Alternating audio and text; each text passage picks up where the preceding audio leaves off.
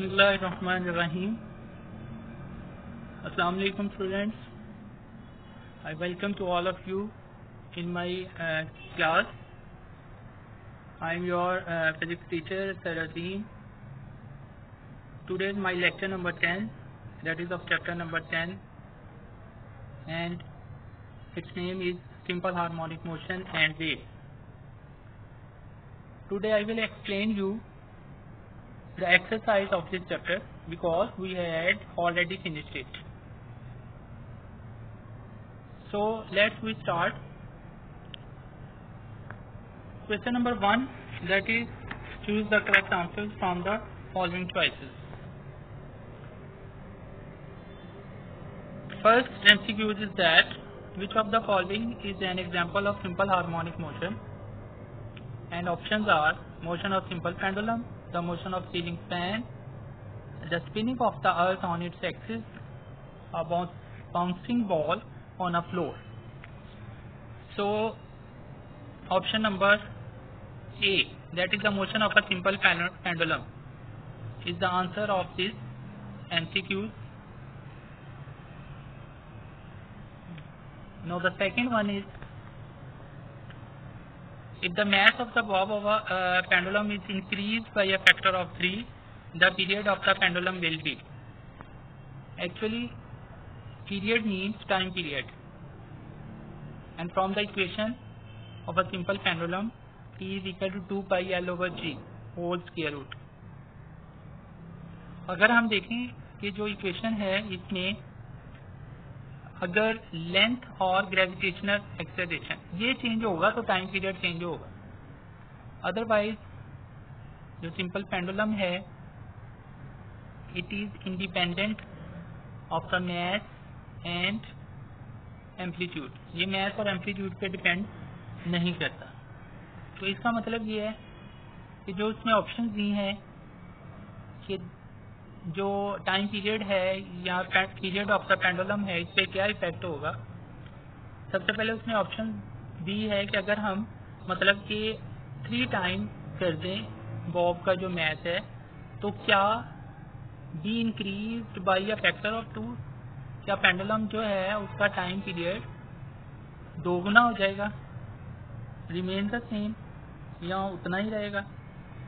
And the C option is B decrease by factor of 2, यानी कि कम हो जाएगा। ठीक है, 2 गुना जो है वो कम हो जाएगा। B decrease by factor of 4, 4 गुना कम हो जाएगा। ठीक है, ऐसा कुछ भी नहीं होगा, सिर्फ जो है जो टाइम पीरियड है जैसे मैंने कहा that is independent of mass, so it will remain the same. So the answer is B. Now the third one is which of the following devices can be used to produce both transverse and longitudinal waves. The options are a string, a ripple tank, a helical spring, a tuning fork. तो इसमें जो है string जो है इसमें भी जो है ओनली जो है लॉन्गिट्यूडिनल स्ट्रिंग जो है उसमें ट्रांसवर्स वेव्स होती हैं, रिपल टैंक जो है उसमें भी जो है ट्रांसवर्स वेव्स होती हैं, हेलिकल स्प्रिंग से दोनों तरह की वेव्स प्रोड्यूस हो सकती हैं, और जो ट्यूनिंग फॉर्क है ठीक है इससे भी लॉन्गिट्यूडिनल वेव्स जो है वो प्रोड्यूस होती हैं। तो जो आंसर होगा वो सी होगा, इनके जो हेलिकल स्प्रिंग है जिसको हम स्लिंकी भी कहते हैं उसकी मदद से दोनों तरह की जो वेव्स हैं वो प्रोड्यूस हो सकती हैं, transverse and longitudinal both. Now the next one, that is the fourth one, wave transfer what? तो इसमें जो आंसर है उसने ऑप्शन जो दिए हैं वो एनर्जी है, फ्रीक्वेंसी है, वेवलेंथ है और वेलोसिटी है। तो जो ऑप्शन ए है वेव ट्रांसफर एनर्जी, और आपको याद होगा कि जब हमने पढ़ा था तो हमारे एक आर्टिकल का नाम भी था जिसमें उसने बताया था कि wave can also be used to transfer energy from one place to another. ठीक है, तो इसका आंसर इस ऑप्शन जो इस एमसीक्यूज का जो आंसर होगा वो ऑप्शन ए होगा। ठीक है जी, इसके बाद नेक्स्ट वन है which of the following is a method of energy transfer. Energy जो है किस मेथड के थ्रू जो है वो ट्रांसफर हो सकती है। That is through conduction, radiation, wave motion, all of these. तो याद रखें कि ये जो कंडक्शन, रेडिएशन है, इनके थ्रू भी एनर्जी ट्रांसफर हो सकती है, जैसे कि हीट एनर्जी है, और वेव मोशंस के थ्रू भी एनर्जी जो है वो ट्रांसफर होती है। तो इसका मतलब ऑल ऑफ दीज, तीनों तरह से एनर्जी जो है वो ट्रांसफर हो सकती है। ठीक है, इसके बाद नंबर 6 पे चले जाएं। इसमें लिखा हुआ है in vacuum all electromagnetic wave have the same. क्या सेम होगा जी? ऑप्शन है, मतलब कि इलेक्ट्रोमैग्नेटिक वेव जब वैक्यूम में मूव करती हैं तो कौन सी चीज़ इसमें से जो है सेम रहती है, जिस पे कोई इफेक्ट नहीं होता? तो वो है स्पीड है, फ्रीक्वेंसी है, एम्पलीट्यूड है, वेवलेंथ है। तो याद रखें कि जो स्पीड है उससे जो है कोई इफेक्ट नहीं होता। तो इस एमसीक्यू का जो आंसर है वो ए है, that is speed of the electromagnetic wave in vacuum always remain same. ठीक है जी। नेक्स्ट वन है नंबर 7। ये न्यूमेरिकल टाइप था, थोड़ा जो है ना मैंने इसको कैलकुलेट करके भी नीचे उसकी कैलकुलेशन भी बताई है। ठीक है, बेहतर यही होता है कि जो इस तरह के न्यूमेरिकल्स हैं उनको आप कैलकुलेट करके देख लें। ठीक है, फिर उसमें से देखें कोई एमसीक्यूज जो आपका मतलब जो आंसर आ रहा है क्या उन चॉइसेस में है। यहाँ पे उसने क्या है कि 7 नंबर एमसीक्यूज है। A large ripple tank with a vibrator working at a frequency of, frequency आ गई थी 30 hertz, produces 25 complete wave in a distance of 50 centimetre. यानी कि वेव 50 सेंटीमीटर तक मूव कर रही हैं, और जो वेव्स होती हैं दीज आर 25 इन टोटल, यानी कि 25 वेव, और उनकी टोटल लेंथ जो है ना वो 50 है। ठीक है, और फ्रीक्वेंसी उनकी 30 हर्ट्ज है। The velocity of the wave is, तो पहले कैलकुलेशन देख लें फिर आपको आइडिया हो जाएगा। तो इन केस अगर आप देखें यहाँ पे कि जो 25 वेव्स हैं उनका जो डिस्टेंस है वो 50 सेंटीमीटर है। पहले एक वेव का डिस्टेंस निकालें। जो एक वेव का डिस्टेंस होता है ना उसको हम वेवलेंथ भी कहते हैं। बेटा याद रखना कि जो एक वेव का जो डिस्टेंस है वो उसको हम वेवलेंथ भी कहते हैं, और वो आसानी से हम फाइंड आउट कर सकते हैं कि टोटल जो डिस्टेंस है वो कितना है 25 वेव्स का, उसको हम नंबर ऑफ वेव से डिवाइड कर देंगे। तो आपके पास जो आंसर है वो आ जाएगा lambda is equal to 50 centimetre over 25, तो 2 सेंटीमीटर आ गया।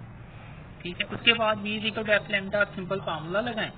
ठीक है, और v is equal to 30 multiply by 2 करेंगे तो 60 सेंटीमीटर पर सेकेंड जो है आंसर आ जाएगा आपके पास, और that will be the correct answer. ठीक है, ये आपकी होगा ऑप्शन बी। ठीक है, बी इसका आंसर होगा।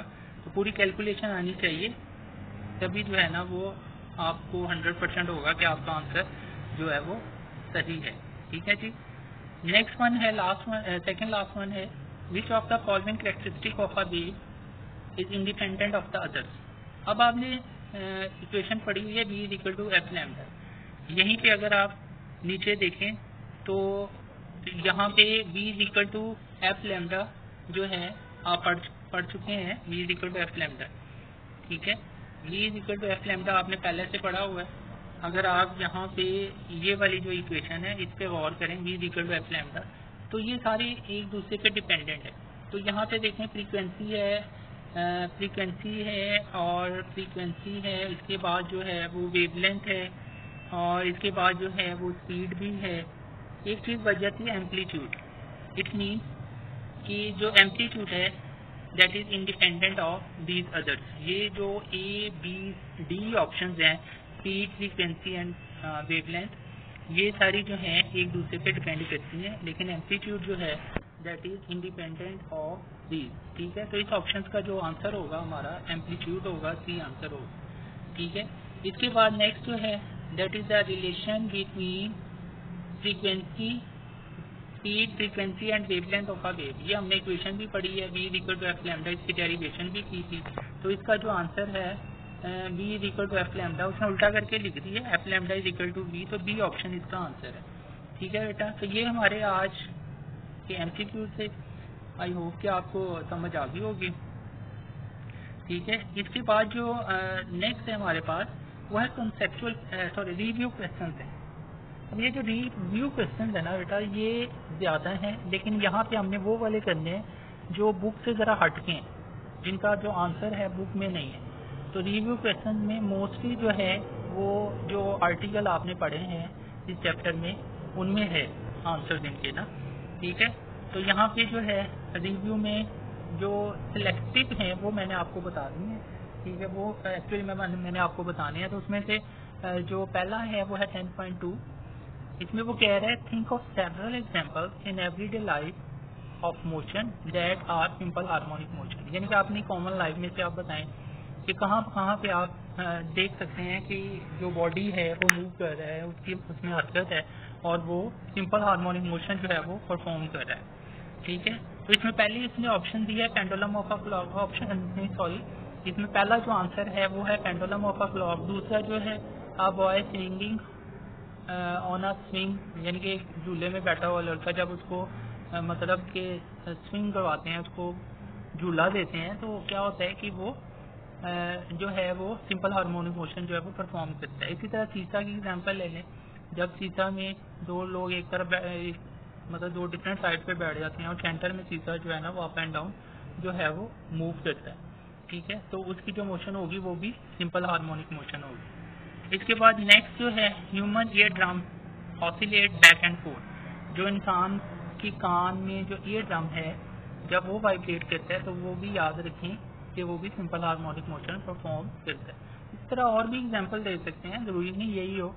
जैसे अगर आप ट्यूनिंग फॉक है उसको अगर रबर पैड के साथ टाइप करते हैं, ठीक है, तो उसकी जो प्रॉन्ग्स हैं, ठीक है, उसकी जो शाखें हैं वो भी जो है वो टू एंड फ्रो जो है वो मूव करता है, वाई शेप का होता है। आपको जो है वो नेक्स्ट चैप्टर में भी जो है ना वो इसका जिक्र होगा, वहाँ हम इसको दोबारा से पढ़ेंगे, ठीक है। तो ये इसके चार उसने ऑप्शन चार आंसर बताए हैं, ठीक है, तो ये काफ़ी है। उसके बाद है draw transverse wave with an amplitude of 2 centimetre and wavelength of 4 centimetre. यानी कि आपने एक ट्रांसवर्स वेव ड्रॉ करनी है, उसमें एक क्रेस्ट भी होगा और ट्रफ भी होगा, यानी कि एक क्रस्ट और एक ट्रफ। तो टोटल 4 सेंटीमीटर उसकी वेवलेंथ होनी चाहिए, यानी कि जो वेव है वो 4 सेंटीमीटर की है, यानी कि 2 सेंटीमीटर का उसका क्रेस्ट होगा और 2 सेंटीमीटर का ट्रफ होगा, ठीक है। तो नेक्स्ट पेज पे हम देखते हैं। तो इस तरह देखें आप कि सबसे पहले तो आप जो है लाइन लगाएं जो कि वो होगी 4 सेंटीमीटर की। जैसे ये मैंने लाइन लगाई है 4 सेंटीमीटर, ठीक है। अभी मैं समझाने के लिए कह रहा हूँ तो थोड़ी बड़ी भी हो जाए तो खैर है, ठीक है, आप इसको समझें। उसके बाद इसको आप पूरा यानी कि स्केल से आप मेजर करके लगाएंगे ना तो वो ज़्यादा इजी होगा, ठीक है। 4 सेंटीमीटर की लाइन लगानी है, 0 1 2 3 4, ठीक है। इसी तरह एक वर्टिकल लाइन लगाएं, वो भी क्या हो कि 0 सेंटर में हो और ऊपर 1 2 ऊपर हो, और इसी तरह 1 2 जो है ना इस लाइन से, ये जो नॉर्मल लाइन मैंने ड्रॉ की है, मतलब ऊपर भी 1 2 और नीचे भी 1 2 ऐसे, ठीक है। उसके बाद क्या करें आप कि पेंसिल या बॉल पॉइंट की मदद से, ठीक है, आप इसको जो कर्व में लेके आए और ये जो पीक है ना, कर्व की जो पीक है वो 2 सेंटीमीटर तक जानी चाहिए, ऐसे 2 सेंटीमीटर तक है, ठीक है। फिर आप इसको नीचे ले आए और नीचे जो 2 है ना उसको टच करके वो आगे की तरफ मूव करें, ठीक है। इसी तरह नीचे को आना है आपने ट्रफ की तरफ, वो भी पीक जो है ना वो मैक्सिमम जो है ना वो 2 होनी चाहिए, ठीक है। और इसी तरह जो है ना फिर आगे आप इसको 4 तक ले जाएंगे। तो इस तरह आप सिंपल जो है ना एक वेव जो है ट्रांसफर वेव जो है वो ड्रॉ कर सकते हैं, ठीक है। ये जो इसकी पीक होगी, ठीक है, ये जो मैक्सिमम जो इसकी हाइट होगी बेटा ये इसका एम्पलीट्यूड होगा जो कि 2 सेंटीमीटर होगा, ठीक है। और आपको पता है कि क्रेस्ट क्या होते हैं, the particles which are above the normal position, ये वाले जो हैं ये क्रेस्ट है, ठीक है। इसी तरह the particles which are below the normal position, ये वाले जो हैं ये ट्रफ है, ठीक है। और पूरी जो वेव है एक क्रस्ट और ट्रफ मिलके भी जो है ना याद रखें कि एक वेव लेंथ बनाता है जो कि 4 सेंटीमीटर के इक्वल है, ठीक है। तो इस तरह जो है हम जो है ना इसको आसानी के साथ जो है वो ड्रॉ कर सकते हैं, ठीक है बेटा। इसके बाद जो नेक्स्ट है वो है लास्ट वन 10.10। इसमें वो कह रहे हैं does increasing the frequency of a wave also increase its wavelength, कि क्या अगर हम फ्रीक्वेंसी बढ़ाते हैं तो वेवलेंथ भी बढ़ जाती है। If not how are these quantities related, अगर ऐसा नहीं है तो फिर ये कैसे एक दूसरे से रिलेटेड हैं, ठीक है, कैसे एक दूसरे से ये जुड़ी हुई हैं एक्चुअली। तो पहले तो इसका आंसर है नो, मतलब कि ऐसा नहीं है कि फ्रीक्वेंसी बढ़ाने से वेवलेंथ भी बढ़े, ऐसा नहीं है। मतलब बल्कि कि क्या होता है कि फ्रीक्वेंसी बढ़ाने से जो है वेवलेंथ नहीं बढ़ती, ठीक है, वेवलेंथ जो है वो कम होती है। By increasing frequency the wavelength decreases as given by the relation. जैसे उसमें रिलेशन हमने पढ़ा है कि v equal to F lambda. अगर हम फ्रीक्वेंसी यहाँ से निकालें तो ऑफ कोर्स आप देखें, अगर आप फ्रीक्वेंसी निकालते हैं, ठीक है, तो आप देखें कि फ्रीक्वेंसी किसके इक्वल है, v ओवर लैम्डा, ठीक है। अब v अगर हम यहाँ पे कांस्टेंट ले लें, मतलब कोई कांस्टेंट वैल्यू है, तो डायरेक्टली प्रोपोर्शनल की साइन में अगर हम लिखें तो v f जो है that is direct inversely proportional to actually 1 over lambda, यानी कि f is inversely proportional to lambda, ठीक है। आपको पता है कि जो डायरेक्टली होता है उसमें हम मतलब कि f is directly proportional to lambda होगा तो 1 ओवर में नहीं लिखेंगे, और जो इन्वर्स होता है याद रखें उसको हमेशा 1 ओवर में लिखते हैं, पढ़ते इन्वर्स है लेकिन, ठीक है, 1 जो है जरूर लगाते हैं, लेकिन जब हम इन्वर्स कहेंगे तो 1 ओवर लैम्डा नहीं कहेंगे, सिंपल लैम्डा ही कहेंगे। तो यहाँ पे अगर मैं इसको पढ़ता हूँ तो मैं इसको पढ़ूंगा f is inversely proportional to wavelength that is lambda. मतलब कि अगर जो है फ्रीक्वेंसी जो है ज़्यादा होती है, ठीक है, तो इसका मतलब यह है कि वेवलेंथ कम हो जाती है, या आप ये कह लें कि जितनी वेवलेंथ कम होती जाएगी उतनी ज़्यादा फ्रीक्वेंसी जो है ना वो बढ़ती जाएगी, that is the inverse relation. नीचे मैंने एक नोट भी लिख दिया बेटा कि जिसमें मैंने बताया कि the answer of the remaining questions is given in the topic. मतलब कि आपको कोई ऐसा कोई मसला नहीं होगा, अगर किसी को कोई प्रॉब्लम हो तो वो मेरे से पूछ सकता है, लेकिन आई होप सो फॉर कि ऐसी कोई जो है वो बात नहीं होगी, आप लोग आसानी से जो है ना आपको जो बाकी रिव्यू क्वेश्चंस हैं उनके आंसर जो है ना आपको मिल जाएंगे, ठीक है जी। अब नेक्स्ट जो है जो कंसेप्चुअल क्वेश्चंस हैं उनको हम जो है वो डिस्कस कर लेते हैं, ठीक है। अब कंसेप्चुअल क्वेश्चन में सबसे पहले वाला जो है वो है 10.1, if the length of the simple pendulum is doubled what will be the change in its time period. तो टाइम पीरियड पे क्या इफेक्ट होता है बेटा, बहुत ज़्यादा इफेक्ट होता है, ठीक है, बहुत ज़्यादा चेंज आ जाता है। अब इसको जो है ना मैथमेटिकली जो है ना हमने शो किया हुआ है। Let the initial length of the simple pendulum is L and after making it double it becomes L dash, ठीक है। ये जो एक L जो है ना मैंने सिंपल लिखा हुआ और एक L के ऊपर डैश डाला हुआ है, ठीक है, that is equal to 2L, यानी कि जो L डैश है वो 2L के इक्वल है, ठीक है। Time period of the simple pendulum is given by T किसके इक्वल होता है 2 pi L over G whole square root, और T डैश किसके इक्वल होगा, मतलब कि अगर L है तो T किसके इक्वल है 2 pi L over G whole under root, और अगर L जो है वो डबल है, इसको हमने L डैश भी लिखा है, तो T डैश जो है नया जो टाइम पीरियड होगा वो किसके इक्वल होगा 2 pi L dash over G under root, ठीक है।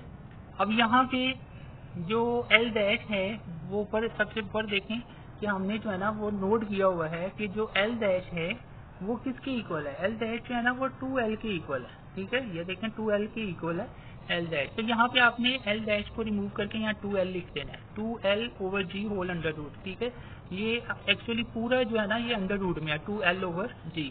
अब यहाँ पे क्योंकि ये प्रोडक्ट में आ रहा है, ठीक है, तो यहाँ से हम ये जो 2 है 2 का अंडर रूट ये कॉमन ले लेते हैं, मतलब कि बाहर लिख लेते हैं, कॉमन नहीं एक्चुअली ये मल्टीप्लिकेशन हो रही है सारी, ठीक है, मतलब कि इसमें हम 2 का जो स्क्वायर रूट है वो अलग से बाहर लिख सकते हैं, बाकी जो रिलेशन है उसको हम ब्रैकेट में लिख लेते हैं, that is 2 pi L over G under root, ठीक है। अब आप देखें कि ये जो है 2 pi L over G under root ये किसके इक्वल है, सबसे ऊपर हमने लिखा है that is equal to T, ये T के इक्वल है, ठीक है। तो T डैश किसके इक्वल आ गया अंडर रूट 2 टाइम T, और अगर हम अंडर रूट लें तो वो बनता है 1.41 T। T जो है ना वो जो है वो टाइम पीरियड है जब लेंथ L है, और 1.41 T जो है ये वो टाइम पीरियड है, या T डैश वो टाइम पीरियड है जब जो लेंथ है वो डबल हो जाती है। तो इससे साफ नज़र आ रहा है बेटा कि जो टाइम पीरियड है, ठीक है, लेंथ के डबल करने से 1.41 टाइम्स या 2 अंडर रूट टाइम T जो है वो ज़्यादा हो जाता है, it shows that the time period नीचे लिख भी दिया है, the time period of the simple pendulum will increase by 1.41 times by making the length double. अगर लेंथ डबल कर देते हैं, ठीक है, तो जो टाइम पीरियड है वो 1.41 टाइम्स ज्यादा हो जाता है। ये था पहला कंसेप्चुअल क्वेश्चन, ठीक है, उसका आंसर मैंने आपको बताया।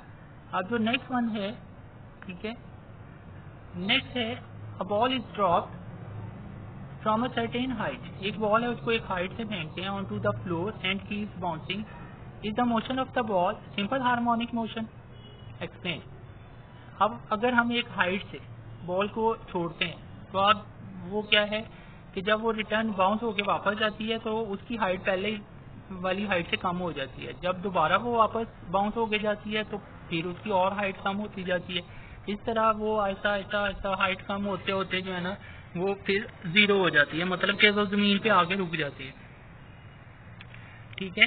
तो याद रखें ये जो मोशन है इसको हम सिंपल हार्मोनिक मोशन नहीं कह सकते। यहाँ पे जो है दो उसने बातें बताई हैं जो कि बहुत इंपॉर्टेंट है। सबसे पहले तो उसने लिख दिया नो, सीधा सीधा ही उसने बता दिया कि ये सिंपल हार्मोनिक मोशन नहीं है, ठीक है। क्यों नहीं है, अब आगे देखें। पहली बात उसने कहा है कि इन केस ऑफ बाउंसिंग बॉल, जब बॉल टकरा के वापस आती है, बाउंस करती है, when it hits the floor, जब वो फ्लोर की तरफ जाती है और उसको हिट करती है, there will be no restoring force. तो उसमें रिस्टोरिंग फोर्स ही नहीं है। जब रिस्टोरिंग फोर्स ही खत्म हो जाएगी, जब वो बॉल हिट करेगी ग्राउंड के साथ, ठीक है, तो उसमें रिस्टोरिंग फोर्स खत्म।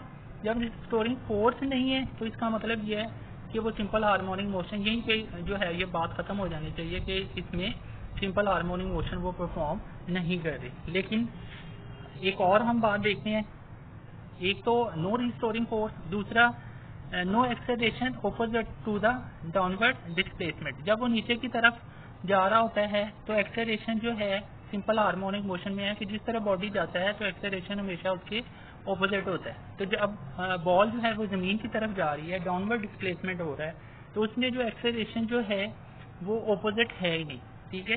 पहली बात तो ये है कि जब कोई बॉडी जमीन की तरफ जा रहा होता है बेटा, याद रखें कि उसकी जो एक्सेलरेशन की डायरेक्शन जो है वो हमेशा जमीन की तरफ होती है, ठीक है। लेकिन इसमें ऐसा नहीं है कि अगर ये जमीन की तरफ जा रहा है तो इसमें एक्सेलरेशन की जो डायरेक्शन है वो जमीन की तरफ है, ठीक है, ऑपोजिट नहीं है। मतलब कि एक्सेलरेशन नीचे की तरफ है, डाउनवर्ड है, उसकी डायरेक्शन डाउनवर्ड है, जिस तरफ वो जा रहा है उसी तरफ एक्सेलरेशन है। लेकिन सिंपल हार्मोनिक मोशन में तो ऐसा नहीं है ना भाई, ठीक है। उसमें तो ये है कि अगर बॉडी जो है जिस तरह मूव करता है, एक्सेलरेशन की डायरेक्शन उसकी ऑपोजिट होती है। तो अगर वो जमीन की तरफ जा रहा है तो एक्सेलरेशन ऑपोजिट होगा, ठीक है, जो कि ऐसा पॉसिबल नहीं है। तो इसका मतलब यह है कि ये सिंपल हार्मोनिक मोशन जो है वो परफॉर्म नहीं कर रहा, ठीक है। So it does not fulfil the condition of simple harmonic motion. यहाँ पे बात खत्म होनी चाहिए, इतना भी अगर आंसर लिख दिया जाता है तो दैट्स एनफ। उसने एक और कंडीशन बता दी है, secondly in case of bouncing ball, जब बॉल जो है बाउंस करने जा रही होती है या टकरा के वापस आती है या बाउंस कर रही होती है या जमीन की तरफ जा रही होती है, ठीक है, यानी कि बाउंसिंग बॉल की बात कर रहा है, the acceleration due to gravity remains the same, ठीक है। तो एक्सेलरेशन जो है वो ग्रेविटी की वजह से सेम रहता है। लेकिन सिंपल हार्मोनिक मोशन में ऐसा नहीं है कि अगर कोई बॉडी मीन पोजीशन पे है, ठीक है, सारा कुछ मैं बता चुका हूँ कि अगर कोई बॉडी मीन पोजीशन पे है तो उसका एक्सेलरेशन जीरो है। जब वो एक्सट्रीम पोजीशन पे है, ठीक है, तो उसका एक्सेलरेशन जो है वो मैक्सिमम है। लेकिन इस केस में क्या है कि वो जमीन की तरफ जा रहा है, ठीक है, बॉल जो है जमीन की तरफ जा रही है तो उसका जो एक्सेलरेशन है वो सेम है, वो तो चेंज हो ही नहीं रहा, ठीक है। जब वो चेंज ही नहीं हो रहा तो वो सिंपल हार्मोनिक मोशन कैसे परफॉर्म कर सकता है? While for simple harmonic motion, the acceleration should vary at different points during the motion of the body, ठीक है। मुख्तलिफ पॉइंट्स पे जो है सिंपल हार्मोनिक मोशन में क्या होता है कि मुख्तलिफ पॉइंट्स पे एक्सेलरेशन जो है वो मुख्तलिफ होता है। लेकिन जब कोई बॉडी जमीन की तरफ आ रहा होता है, ठीक है, अगर एक बॉल जमीन की तरफ आ रही है, बाउंसिंग बॉल है, बार बार वो जमीन की तरफ आती है, जमीन से अवे मूव करती है, लेकिन उसमें एक्सेलरेशन जो है वो हमेशा सेम ही रहता है, वो चेंज नहीं होता। इट मीन्स के there is no simple harmonic motion in case if a ball is dropped from a certain height, ठीक है जी।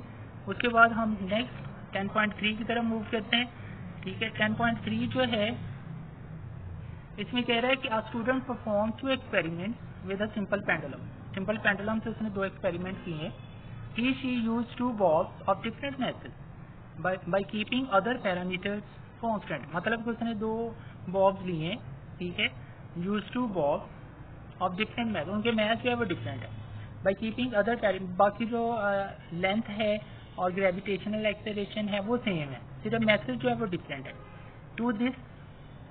To his her astonishment the time period of the pendulum did not change. लेकिन वो हैरान है कि time period जो है वो चेंज तो होता नहीं, ऐसा क्यों है?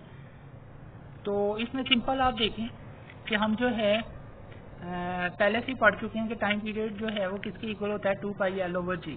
ठीक है, अगर वो स्टूडेंट जो है इस इक्वेशन को देख ले कि t=2πL/g, कि इसमें जो मैथ जो है उसका जिक्र ही नहीं है, इसमें तो मैथ है ही नहीं, ठीक है, तो उससे आइडिया हो जाना चाहिए कि मैथ के चेंज होने से टाइम पीरियड पे कोई इफेक्ट नहीं होता. अगर लेंथ और g की वैल्यू चेंज होगी तो देन ही टाइम पीरियड चेंज हो सकता है. अदरवाइज जो मैथ है उसके चेंज होने से कुछ नहीं होगा. अगर लेंथ भी उतनी है, जी भी उतना ही है, लेंथ की वैल्यू भी सेम है दोनों बॉब्स के लिए जो कि डिफरेंट मैथड के हैं, उनके लेंथ की वैल्यू जो है वो भी सेम है, जो ग्रेविटेशनल एक्सेलरेशन है वो भी सेम है. ठीक है, तो याद रखें कि मैथ की वजह से जो है टाइम पीरियड पे कोई इफेक्ट नहीं होगा. बाकी अगर लेंथ और जी जो कि अदर पैरामीटर्स कह रहा है अगर ये सेम है तो. दूसरी एक और पॉसिबिलिटी भी है, एक और चीज़ बता देता हूँ कि एम्पलीट्यूड जो होता है that is the distance from mean to extreme point.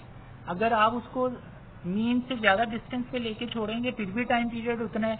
अगर और ज़्यादा डिस्टेंस पे ले जाएंगे, एक्सट्रीम पॉइंट और दूर ले जाएंगे मीन से, फिर भी छोड़ेंगे तो टाइम पीरियड उतना ही होगा. टाइम पीरियड जो है ना, एम्पलीट्यूड जो है ना, उससे भी इंडिपेंडेंट है, उस पर भी डिपेंड नहीं करता. ठीक है, the time period of a simple pendulum only depends upon the length of the simple pendulum as given in its formula, that is t is equal to 2πL/g√. The value of g will remain constant up to certain height. So by changing mass of the bob or amplitude there will be no effect on the time period of simple pendulum. ठीक है बेटा, समझ आ गई होगी.